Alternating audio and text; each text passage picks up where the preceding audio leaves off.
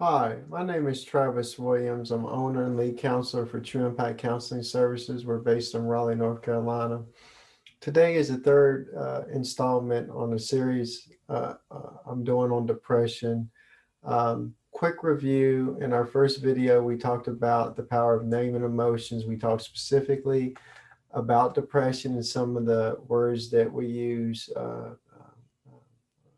synonymously with depression, words like sadness, disappointment, loneliness, despair, discontent, defeated, rejection are all words that we use synonymously with depression. Secondly, covered some differences between sadness and depression. Sadness is that immediate emotion that you feel.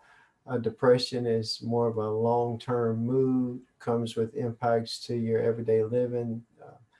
You may want to isolate when you are diagnosed with depression, socially isolate yourself from others.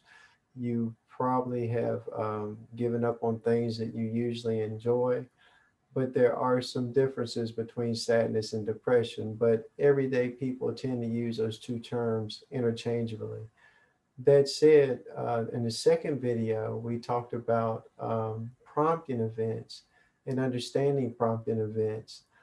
Prompting events are anything that bring on that feeling of sadness or depression. A couple examples I think I shared were losing someone that's important to you or that you value. Relationships are big prompting events, especially when we're having challenges in those relationships. It's not just marriage, but it can also be relationships between parents and children, co-workers, any relationship that is not going well that has value to you has the potential to be a prompting event for sadness or depression. Today, I want to introduce another aspect of understanding depression. That is an interpretation of events that deal with sadness or depression. So much of what happens when we feel depressed or sad is what's going on mentally when we're interpreting those events where we feel sad or where we feel depressed. And because our interpretation plays such a big role in the intensity of emotion that we feel, I thought it's important to talk a little bit about that today. And so that's what we're going to do. So, when we're talking about the interpretation of events that cause sadness or depression, a lot of that has to do with two words I want to review today, which I know everybody is aware of, but that's belief and fact. Sometimes we miss facts and confuse beliefs for facts when it comes to how we're interpreting events that cause us to be sad. A couple examples of this. When we're in a relationship that's not going well, there's a cognitive distortion called emotional reasoning, in which we take that emotion as truth. um, that is where we can go wrong, because the truth in the matter is how you feel in that moment is not actually the facts of that situation. Yes, it can be. When your marriage is rocky, you feel like, what's the point? It doesn't matter. This person never going to change. But the facts behind that is that, do you really have the skill set right now, maybe to navigate that relationship? If you're not working with a professional, if you're not reaching out for help, the fact is that you don't. And that is a fact. We need to acknowledge those differences in a moment. If we're in a situation where maybe we are not getting along well with our children, or something else is going on, it may require us to deal with some things that have been long running issues in that relationship. Again, it may require you to talk to a professional, but if you're not real and honest about those challenges, again, those are the facts that you have to work with. You're just discounting that, and you're going on the belief that that situation will never get better, and that's not true. Another important aspect of dealing with the interpretation of events that may cause sadness or depression is how we use reframing.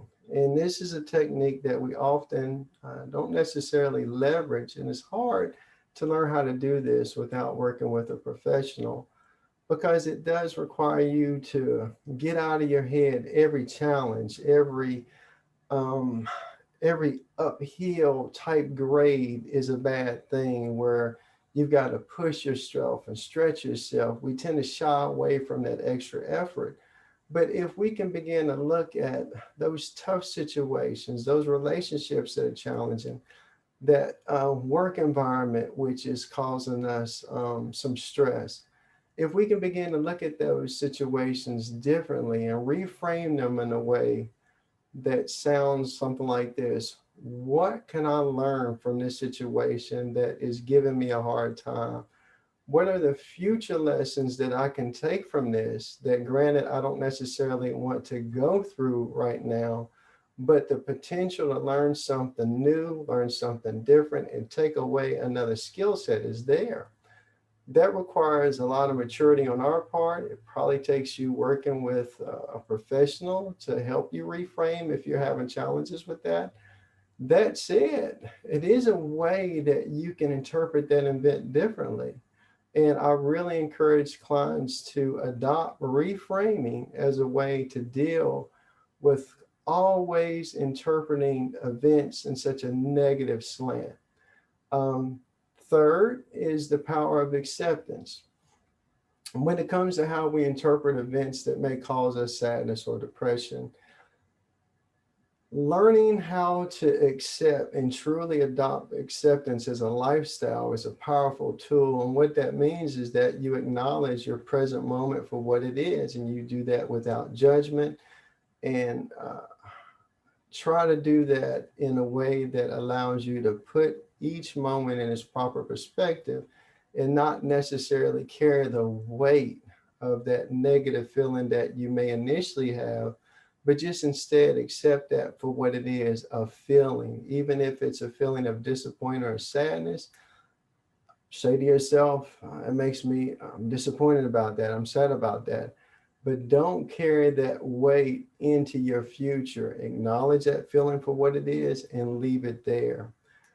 When we begin to master acceptance, it allows us to put each moment in its proper perspective, give that no more weight than it deserves, while at the same time getting ready to move on to our future because we truly have left our past in our past, because we're taking each and every moment presently and being very intentional about that. That said, I hope that this little video has been helpful. I look forward to another impactful conversation with you. God bless you. God keep you. I'll see you next time. Take care.